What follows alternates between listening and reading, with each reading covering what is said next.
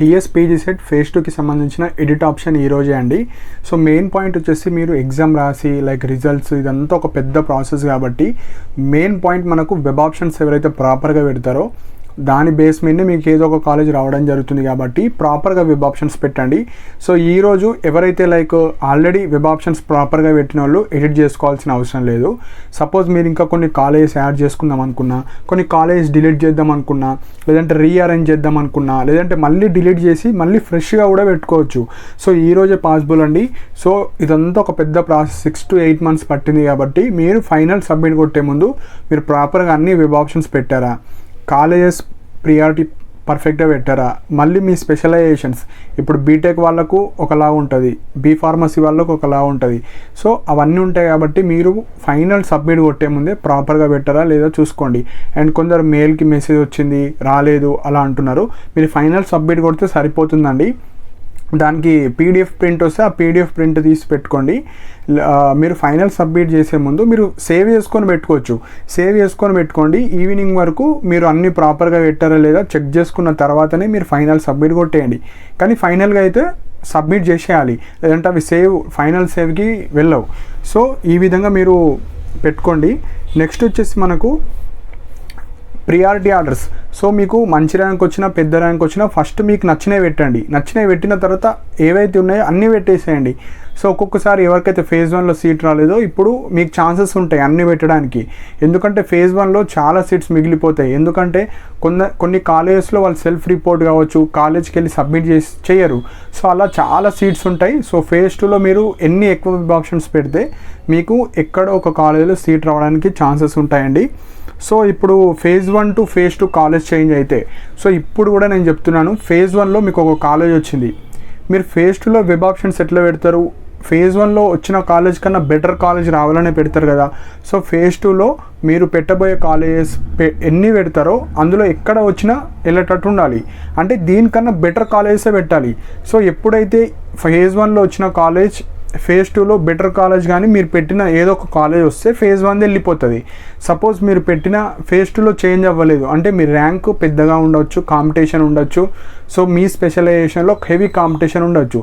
So అలా మీకు phase 2లో అదే కాలేజ్ ఉంటుంది.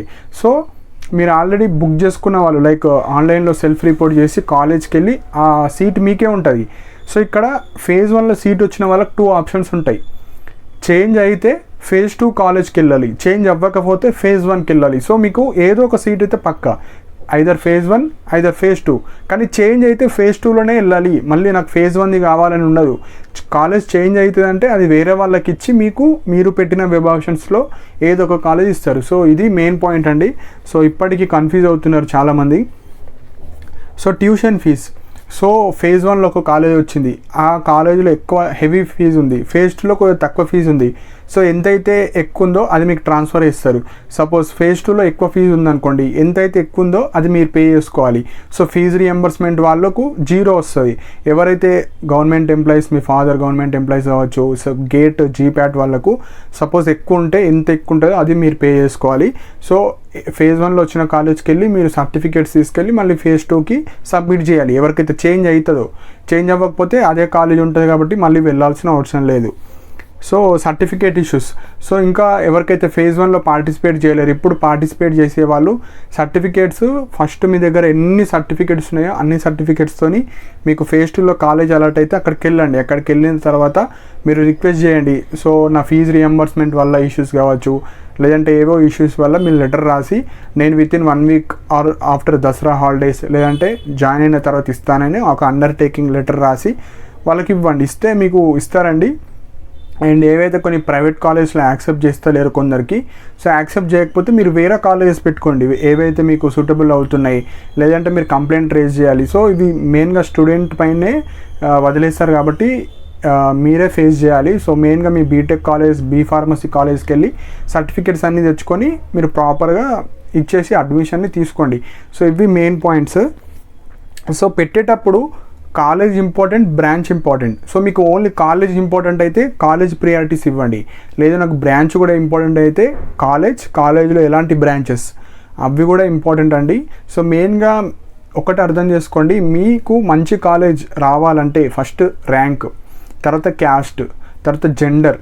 సో ఇంకా ఈ స్పెషల్ రిజర్వేషన్ కూడా ఇప్పుడు సెకండ్ ఫేజ్లో ఇస్తారు. సో మీ రిజర్వేషన్ మీకు ఉంటుంది. సో మెయిన్గా మీకు సీట్ రావాలంటే మీ క్యాస్ట్లో మంచి ర్యాంక్ ఉంటే మీకు సీట్ వస్తుంది. సో ఇప్పుడు ఫేజ్ 2లో పెట్టినంత మాత్రాన మనకు యూనివర్సిటీ సీట్ కావచ్చు అవి రావు. సో ఎందుకంటే మీకు ర్యాంక్ మంచిగా ఉంటే వచ్చే ఛాన్సెస్ ఉంటాయి. ఎందుకంటే ఆల్రెడీ ఫేజ్ 1లోనే 90% ఆఫ్ సీట్స్ ఫిల్ అయిపోతాయి యూనివర్సిటీలో. సో ప్రాపర్గా వెబ్ ఆప్షన్స్ పెట్టండి.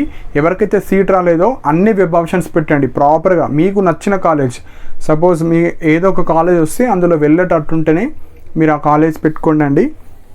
సో ఇవి main points. So final submit కొట్టే ముందు ప్రాపర్గా పెట్టండి, సేవ్ చేసుకొని పెట్టుకోండి. సేవ్ చేసుకున్న తర్వాత అన్నీ ప్రాపర్గా పెట్టినామా, రెగ్యులర్, సెల్ఫ్ ఫైనాన్స్, ఎస్ఎన్ఎస్ అన్నీ పెట్టినామా లేమో అవన్నీ చూసుకోండి.